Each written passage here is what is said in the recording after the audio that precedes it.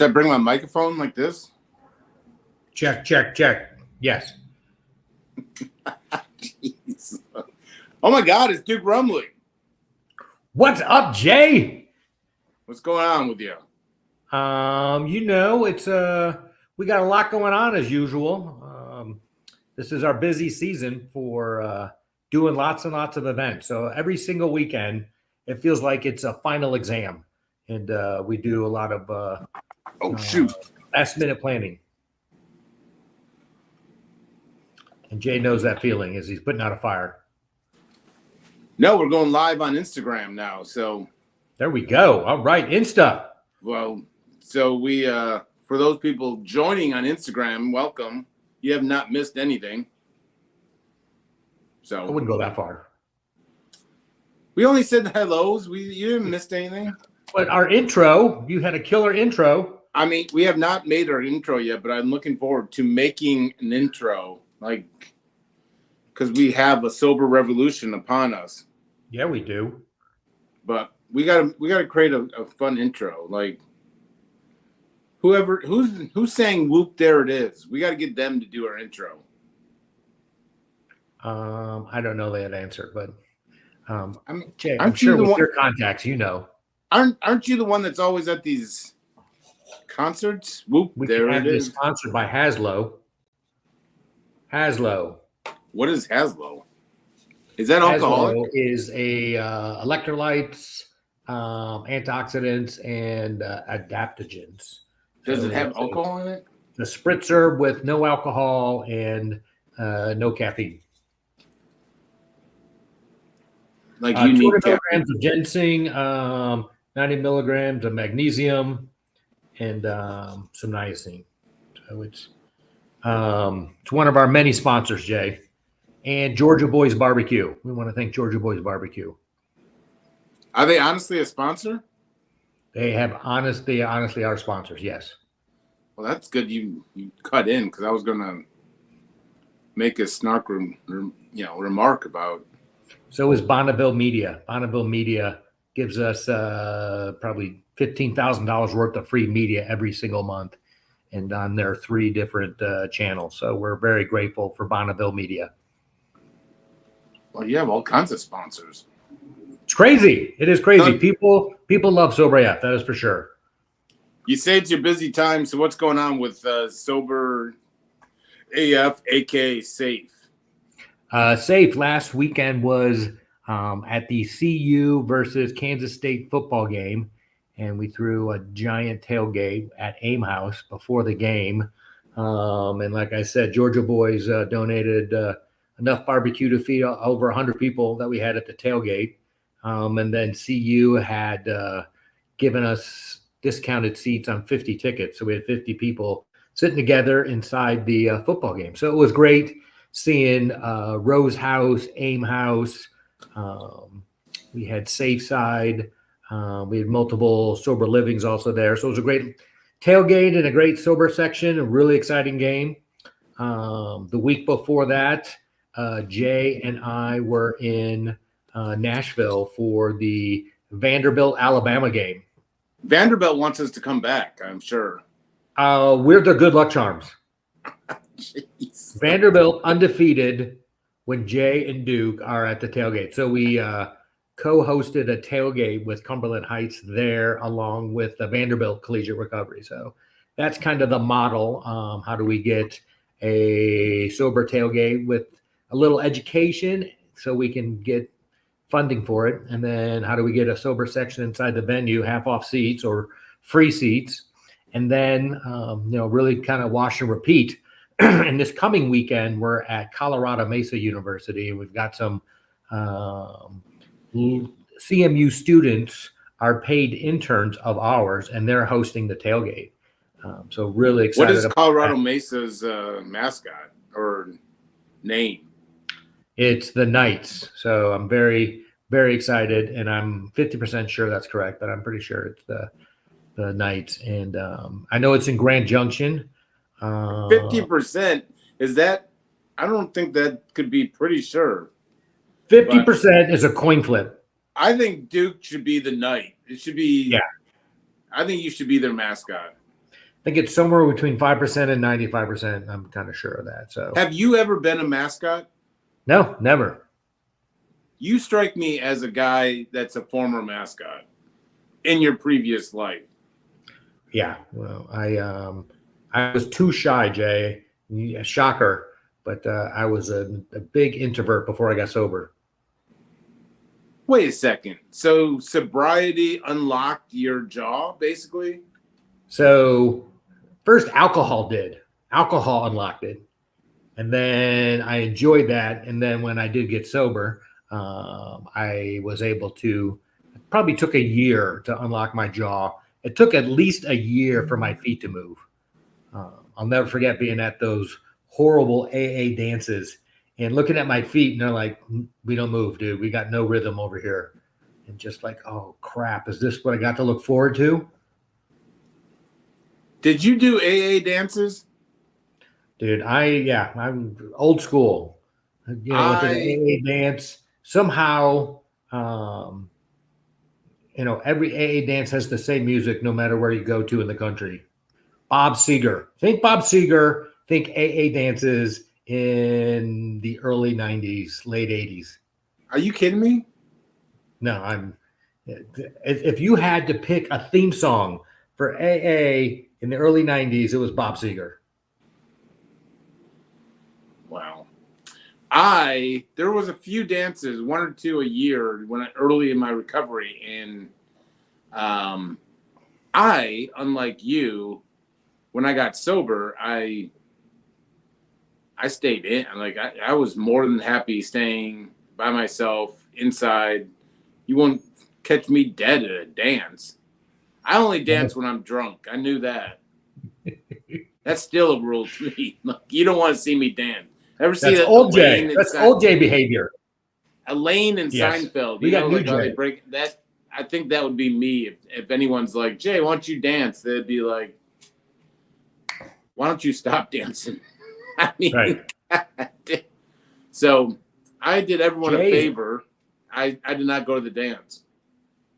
Jay is old Kanye, just so you know. He is the good old stuff. I'm sure he's got some great moves. I don't know what that even means. I have no moves. I'll be honest with you. Polka moves. I can do some line dancing. A little electric Two-stepping. slide. Two-stepping. Slide. I think they say two-stepping because I think line dancing sounds so questionable. The term line is a little triggering for you. Is that what you're saying? No, I think in general people say two-stepping. Here in Texas, I think you say two-stepping. I don't think line dancing is I mean, that just sounds boring. But two-stepping sounds exciting. Speaking of Texas, do you have a little announcement you'd like to make? What about Nashville? Sure. Yeah. Well, no one's watching, so it's not going to go anywhere. So right. I'm just curious if you would like to take this opportunity. Man, I'm going. Dallas is boring me, and I need excitement, and so I'm going to the only city that I know has excitement, and that's Nashville, Tennessee. Somehow your announcement is I'm taking gasoline and pouring it on Dallas, lighting a fire, and Jay's out. I mean, Dallas is a fire already, thanks to Jerry Jones and the Cowboys. But so I don't need Jay any. wants to thank all of Dallas and all of his friends for such a great 10 years that he had there, and It was more than 10 years. I mean, I'm coming up on 16 years sober on Saturday. And Saturday, 16. All right. So, the first year and a half I was in treatment, so I don't think that's counted as a resident of Texas. I was forced within, I could have left at any time. I'm not, but so I would say I'm a resident for 14 years. Wait, we got to back up. I'm certainly not a Texan. Don't call me a Texan, but I've been here for 14 years. Saturday, you will have 16 years sober, and you will Wait, is that right? Texas for 16 years. Is that right? 2008 yeah. Yeah, 16. in a row. Yeah, In a row. That's yeah. crazy. I was going to make a joke saying, "Well, what you don't know won't hurt you," Right. but I can't even joke about. I mean, No. like I didn't take a day off. That's shocking. I took a day off from my principles and recovery principles. I do that all the time. I It's kind of called the take a weekend. break, but I don't take a drink or a drug. So, Right. uh, So what are you doing Saturday for your birthday? I'm watching football. Ooh. I'm chairing my men's meeting, and You hear that that, means kids? On his bringing. day of celebration, he's doing some service. Well, I now have to bring all the breakfast, the bagels and the donuts and the Starbucks coffee, but so it's expensive to be, turn sober, but wow, it. You save money on lawyers. Well, my lawyer has stopped sending me Christmas cards at Christmas time, so I guess he's finally said, I think this guy may actually be sober. This segment brought to you by Hazel.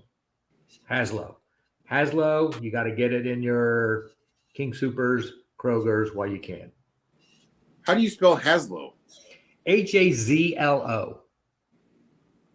Isn't there a Jack Haslow? A singer? Well, I don't think Jack Haslow sponsors us, but not yet. We got room for you on the bus, Jack. That's what we need, a sober AF bus. Yes, it's been discussed. How great would that go from a music festival to a sporting event to a music festival? It's like life below or life on deck, life below deck. You seen the show Below Deck? What's it like? You gave a bunch of words. Is that the Bravo sitting Yes. on the? That's a So yacht. think of it. There's a bus, and it's going to all these recovery events, and there'll be a bunch of kids on the bus having a great time, and you get to learn about all the different recovery support in Dallas, and then it goes to Atlanta, and you get to learn about the stuff in Atlanta, and then it goes to Nashville, and you get to see all the crazy, cool, sober support stuff in Nashville. How does that have anything to do with a yacht? Because the yacht does the same thing. They go from one destination to another. You got these crazy kids working the yacht, and then you have the crazy people inside the yacht who are, the paid staff. Or no, there's the staff, and then there's the guests. Come on, Jay, keep up. You got this. It's exactly like that show. So there's going to be staff on this bus now, is what you're saying? Yeah, it'd be all staff. Jesus Christ. It would be awesome. It would be an awesome show, and also learn about different recovery support in different cities. Well, I think buses are pretty expensive. Yeah, we just need like $1 million and we can make this happen. Jay knows people. For a bus. I could I got an old I pass it regularly and it hasn't gone anywhere. I'm sure we'd get a good deal. It's like a broken down school bus. No, we want like a private jet type bus. No, I think I want to rock the old school bus. You want the short bus? You want the yellow? Not the short bus, the actual real bus. And then we can deck it out. There's like a show that they deck out a school bus. And they live in it. So, anyway. If you give us $1 million, Jay and I will live in this bus for 1 year. Wait a second. Whoa. Jay, doing it for the kids. Yes. You heard it here first. Do I get time away from the bus, like a vacation? We'll give you 3 hours every single week that you can leave the bus when we're at an event. Now, do we have a bus driver or one of us driving it? Are you a good driver? No. I've heard stories about you driving jet skis. So Jay will rent jet skis, and then he'll drive it to his lake, and it may or may not come unhooked and pass his car as he's driving. So Jay may not be allowed to rent jet skis in Wisconsin anymore. But Well, let the record show that the last 2 years nothing has happened.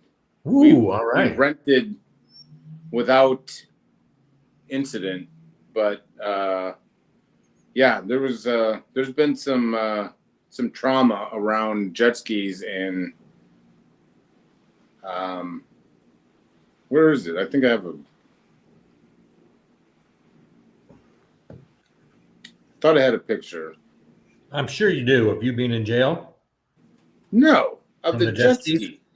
Oh, I don't have any pictures of me in jail. I don't think. that's good. Do you? I cannot confirm or deny. But here's our latest picture, Jay, from the CU game. We made the you sent me that. That looks amazing. Isn't that really cool? So thank you, CU, for putting us up on the scoreboard during the game. Made me very happy. So yeah, we've been able to get on the scoreboard of a bunch of different games. We actually got to sing the national anthem one year. So here is lower to more the other way. There you go. Okay. See, that's my brother checking out the damage. That's in a ditch. The road, I'm probably taking the picture from the road. That's the trailer it was on behind my brother. Right. So the trailer completely went away. The jet ski, yeah. We basically own that mofo. Right. I mean, so, God dang. Yeah. So if you're watching this, we will not do that with your bus. And then here's my other brother pointing where we're at. Yeah, that's good. That's helpful. I'm just joking. That's actually my brother at a golf course. But we made a meme with that picture of him above us pointing down at because he kind of tells us what to do and doesn't really get into action, which makes him a good golf course architect. But anyway. So I want to know, Jay, why are you excited about working with Sober AF Entertainment and hosting more content like this? Well, I get to hang out with my good friend Duke. Good answer. I am interested to see if, I think I started having this dream when I was 3 or 4 years old in the playpen. I've always dreamt about starting a revolution. And so I think what we're going to do is start a sober revolution, and we're going to change the world. So it has been my childhood dream to start a revolution. Like people said, what do you want to be when you grow up? And I'll just say, I want to start a revolution. And they were like, oh, that's cute. Yeah. Keep coming, but like, I just wanted to be like, stick it to all my teachers who thought that I was too heavy of a dream for me. I could see now you in kindergarten. We need a revolution. More finger painting. Yeah, I mean, I was against nap time at kindergarten. I took that stand. I didn't win it, but that was my first introductory to advocacy. I got a lot of people to sign my my coloring book, trying to get rid of nap time and adding another snack time. But anyway, yes, more snacks. I like this. We're all about the fried chicken, by the way. So we're out there hosting a safe space for people to come and enjoy sobriety without drinking, and but seriously having fun and finding other like-minded people. So I think that's the revolution. We are boldly going. If you took a picture of us at Vanderbilt and you can kind of say like what does not belong at Vanderbilt, it would be you and I at that tailgate. Like we brought in truckloads of fried chicken and sugary sodas, and I mean, hats off to the Vanderbilt They had like kale and kale slaw and like fresh Sprout juices. sandwiches. Uh, Sprout sandwiches, Jay. I felt bad. We were supposed to be, putting out a good word for sobriety, and these guys are healthy as can be and sober. And then there's Duke and I smoking cigars and eating fried 50 chicken. pieces of fried chicken. Jay didn't think it'd be enough. I was like, I think 50 pieces will be enough. We need more. I'm like, 50 pieces will be plenty. Turns out it was enough for like 3 days for Jay and Duke. I ate it for like 4 straight days afterwards. I wasn't giving up. I mean, it was good. Kudos to, what was it, Publix. I mean, I was a little hesitant with the Publix chicken, especially we picked up this fried chicken at Publix, a grocery store, if you're not aware of it. And across the street from this said Publix was Hattie B's. And I didn't want to, maybe I said something. I don't think I did because I bit my tongue pretty hard. So Duke decided to go all in on the Publix fried chicken across the street from nationally renowned Hattie B's hot chicken. And so I was not having a lot of hope for it, but that was delicious chicken. Yeah. So I don't think we it's know how to anything. throw good parties, Jay. I mean, fried chicken is a centerpiece of that. Well, not at Vanderbilt. No, they're all about their wellness through and through. Yeah. I mean, they're all that mind, body, spirit. I mean, they're all cleansing everything. We got some things in our guts. I mean, but we're sober and all. But kudos to Vanderbilt Collegiate Recovery. I mean, I could not have been downing juices and kale slaw when I'm early in recovery. I was eating cakes, pies for dinner. I mean, I needed that sugar. That's why we're sponsored by Georgia Boys Barbecue and Haslow. Get your Haslow. Now you're really pushing that Haslow. So you got this sober dance.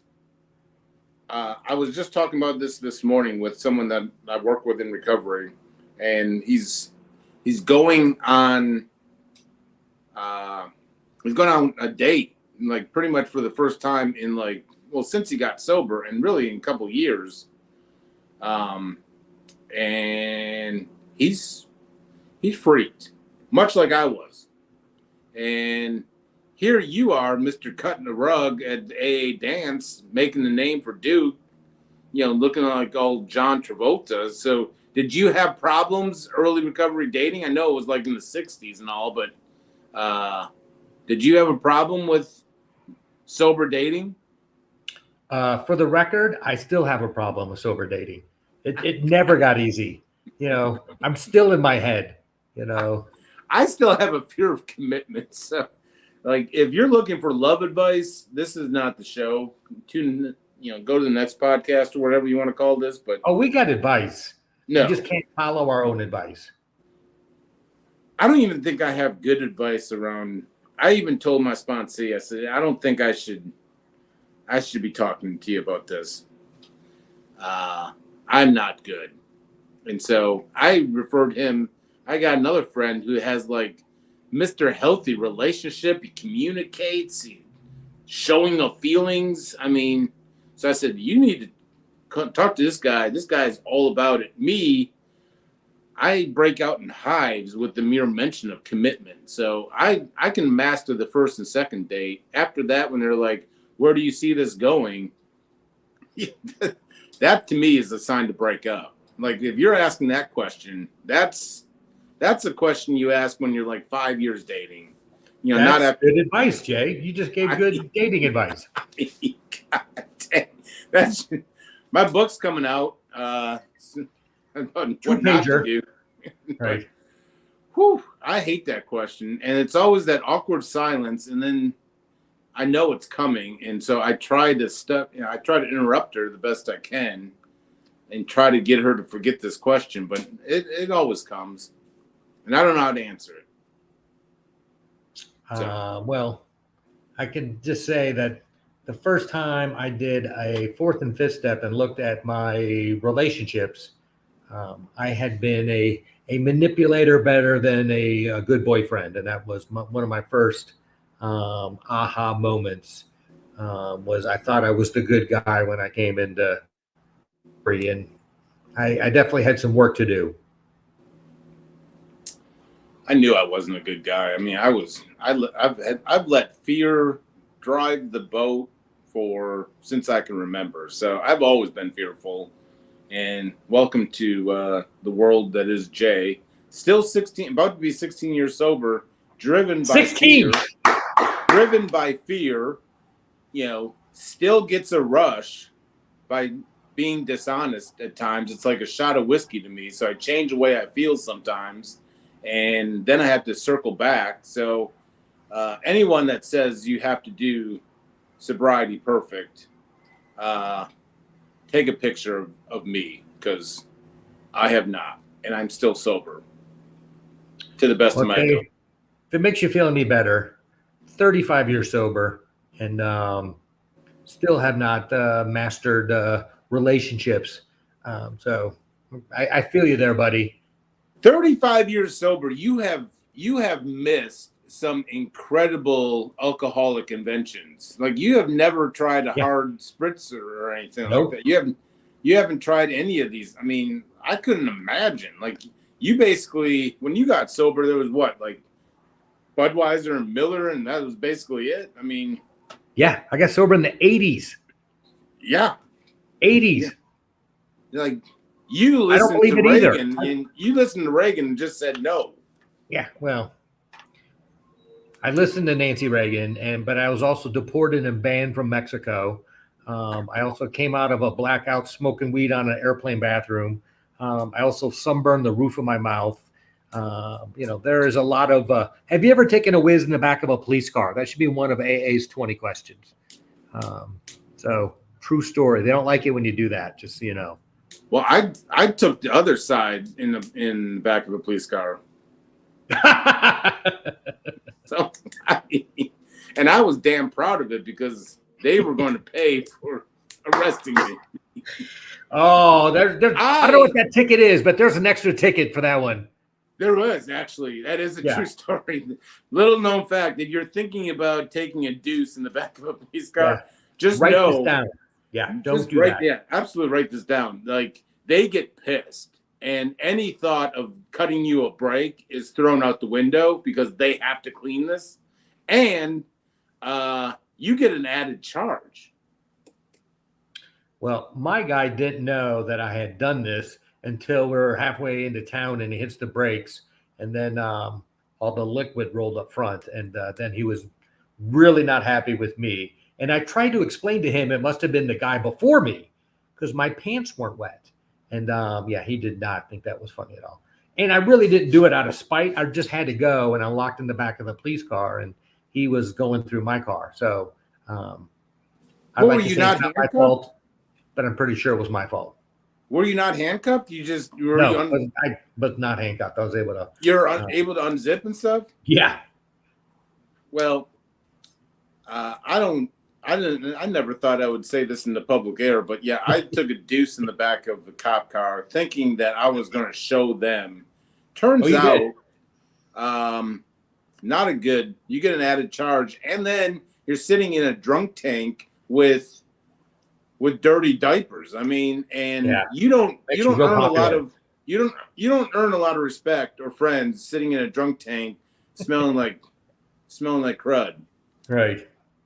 So it kind of blows up in your face. If you have the option of not, I would say not. Don't do it. And thankfully, thanks to a good lawyer, he was able to get that charge thrown out. But that could be one of you might be an addict or alcoholic if you've ever taken a deuce in the backseat of a police car. Well, I was going to show them, because I did not agree with why they pulled me over. They were pulling over every car that was driving down that sidewalk. That's profiling. You showed them, Jay. You showed them something. I mean, jeez. Well, I actually lost in the whole situation. And right now, there's a cop that's probably not even thinking about that day, and here I am. There's an amends. There's an amends out there, Jay. God damn.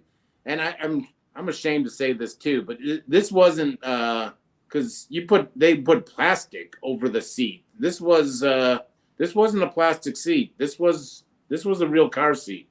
Ooh, good for you. Yeah. Yeah, I'm a little proud of it still, but don't do it. You get an added charge. I'm just telling you, it's not funny. And if you're sitting in a drunk tank with dirty diaper, it's not cool. It's So 2 years after my DUI, I ran into the police officer at the airport, and I didn't recognize him, but he recognized me. And he's like, "Do you remember me?" And I'm like, "I don't think so." And he's like, "I pulled you over, and you were pretty hammered and drinking and driving." And I got to make that amends then. And I was like, "Hey, I'm really sorry that happened, and I'm glad you got me off the road so I didn't kill anybody." And I wasn't even sober yet. I just kind of knew that I was pretty out of line when that all went down. So I didn't mention that. Hey, I'm sorry, I took a whiz in the back of your police car. I think I had forgotten that at that moment, fortunately, and hopefully he did too, because he didn't bring it up. But I felt like an amends was made at that moment. Well, obviously it made an impression, or else he would not have remembered you. Because I mean, I'm sure you're not the only one he arrested. Right. So I would assume the peeing probably got into his memory. Good point. He's like, "I've been waiting for this moment. I've memorized your face. I know your name. Oh, he's getting on a plane. I'll get him there." Good Lord. Yeah. So, you know what? I have done my best to make living amends to Milwaukee County and Waukesha County back in Wisconsin, going back and telling my story to jails and institutions and house arrest people. And so I've had cops come up to me and they hear my story, and it's not just one DUI in my record. There's been several. And so if you've been a police officer from 1995 to basically 2005 in Wisconsin, Milwaukee or Waukesha County, you probably have pulled me over for DUIs. So it's not that. So they walk up and be like, "I think I arrested you," and I was like, "Well, I mean, good for you." Like, sorry. I mean, but it's not that. I mean, you shouldn't win an award, because like every cop in those two counties probably would win that award. But there was, I did catch the guy, or find the guy that he laughed, because I got 2 DUIs in the same day by the same cop, and I ran into him. Ooh. There's not too many firsts in AA, but that might be a first. Not that you got 2 in the same day, which is pretty rare, but by the same cop. Jeez. I got 3 tickets in one day, but I think you got me beat with that one, Jay. There's very few things that I remember. I will probably, and I hope, and I pray to God that I will always have this in my memory, even if I might lose all my memory. The look back and seeing the exact same cop on that second time, I knew this was a special time. Like, I think we shared a connection. Like, the utter disgust, or whatever you want to call it, he could not believe his eyes. And he knew it was me, and then even his brain wouldn't register. So he said, "Did I see you this morning?" And I said, "Yeah, I got out, and I'm not drunk, because they wouldn't have let me go if I was still drunk." Well, I mean, I didn't tell him that I went right back to drinking, but he didn't listen to me. And so he came up to me, and maybe I'm proud of this, maybe I'm not, but he says, "There's not a party that doesn't go by when people ask me what's the most memorable as a cop. It's always been you." And I was like, "Well, thank you for saying that. I mean, that means a lot to me, and I'm sober 2 now." DUIs, so same day, same cop. Yeah, and he tells the story, and come to find out, he was driving back to the station to be done with his day. And I was such a terrible driver at that point that he even contemplated like just letting me go. Like if I was somewhat normal driver, he said like, no offense, but I was ready to go home. Like I was coming off 12 hours. I've had already rusted ruined that you in the guy's morning day once. and I don't want to so ruin it a second time. he passed me supposedly. I don't remember any, and then had like a come to Jesus moment saying this guy may kill someone, circled back, got me, profiled me, Obviously. and so he added like 3 hours to his night because it's extra paperwork, and his wife was very upset, and yeah, so I mean this story would not have happened if the cop would have trusted what his first thought.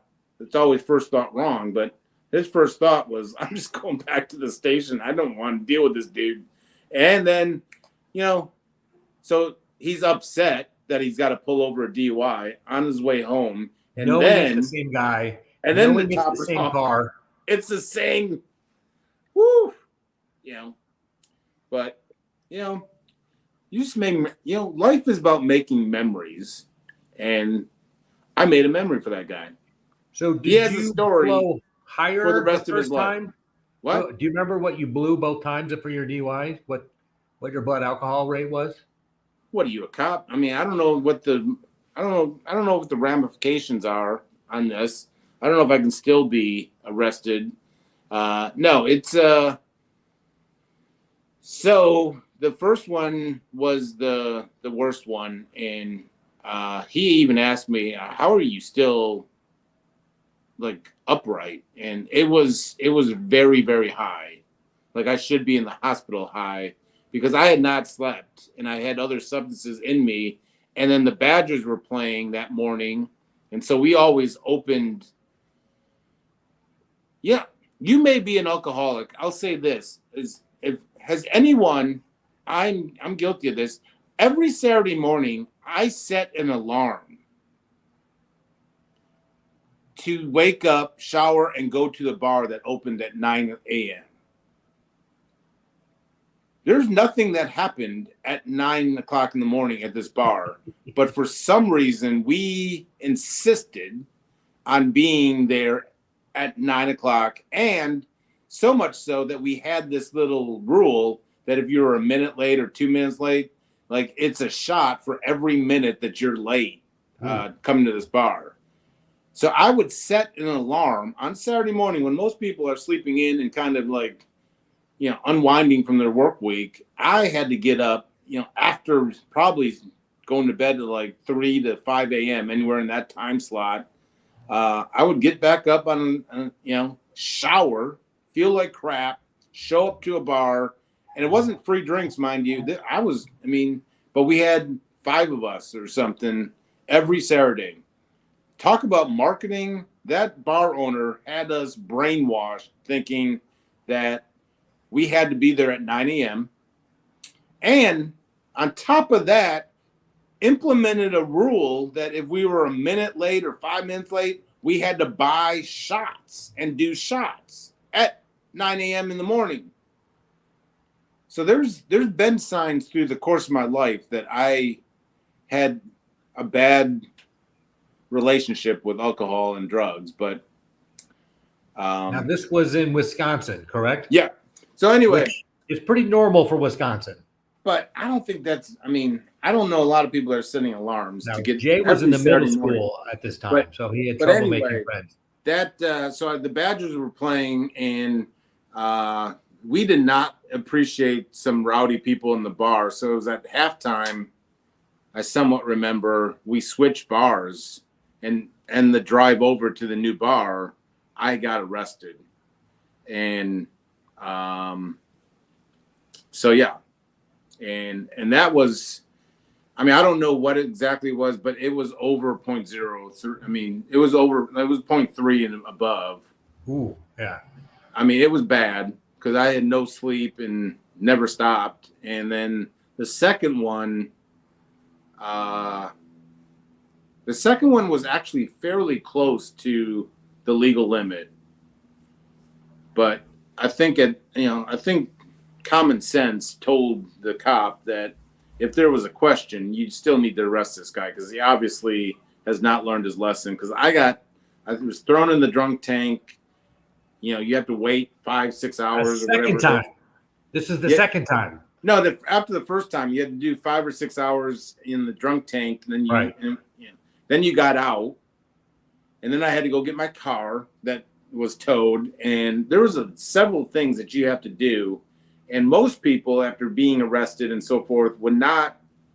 And I was just going to go drive home,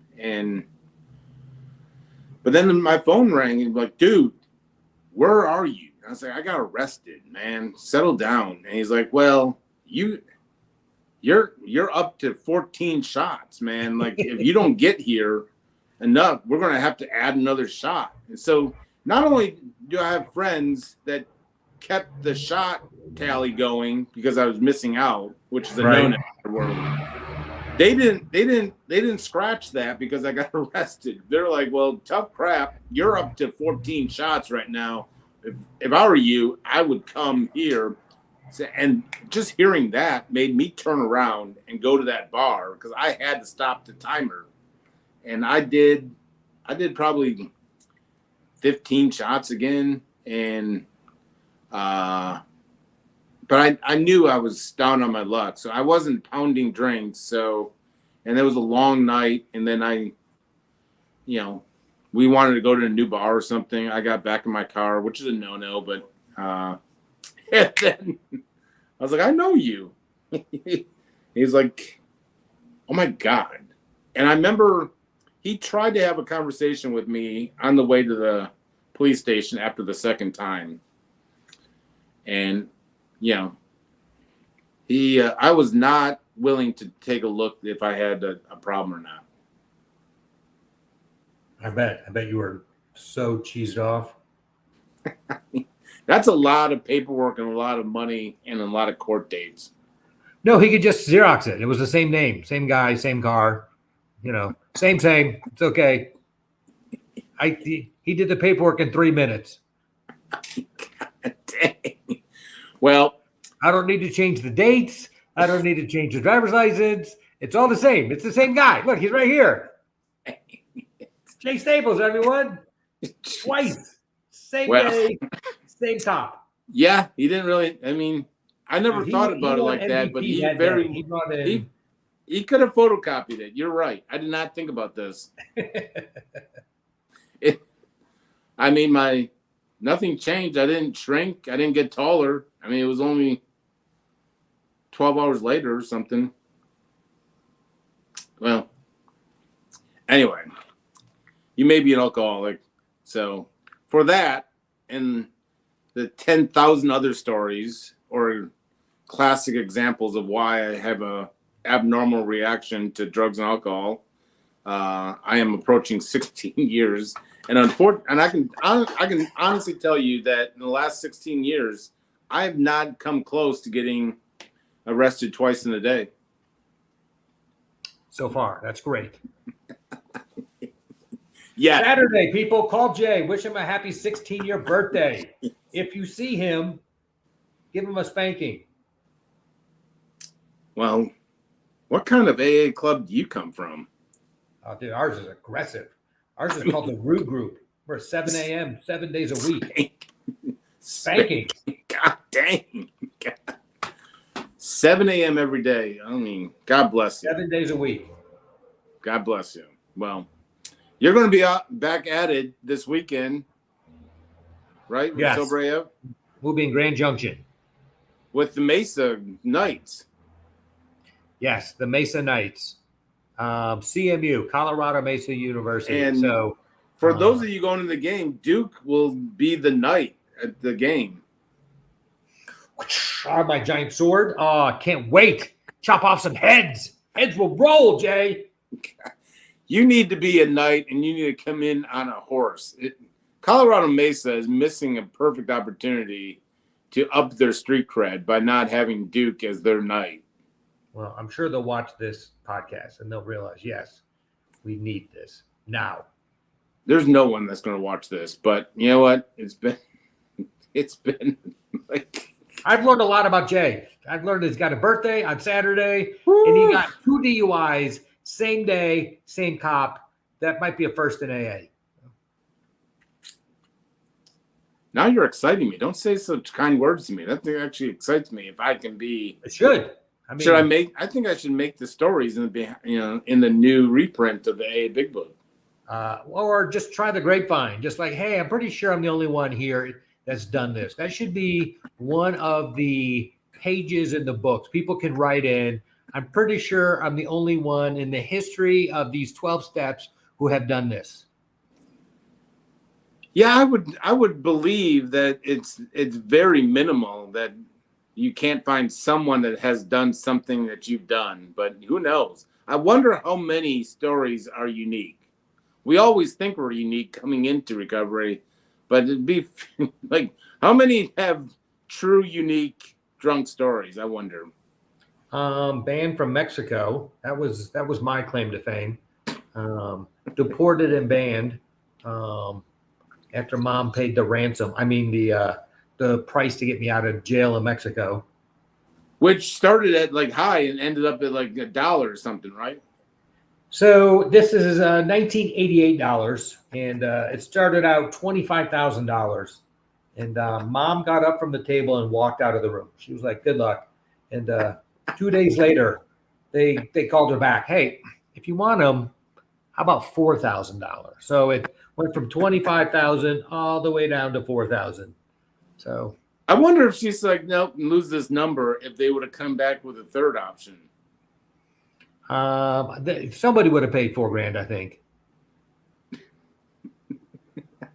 If it was my dad instead of my mom, he would have been like, "You pay me $4,000 and I'll take them." Well, I will gladly pay $4,000 to get you out of jail if that ever happens. I'll help raise the money, Jay, for you. Let me just put it that way. I mean, it would definitely be a GoFundMe, but I think it would be a fun story. But well, Duke, you go be a Mason Knight this weekend. Let's go Knights! CMU. It'd be funny if it's not the Knights, but anyway, we're gonna do this every week. We're gonna try this out.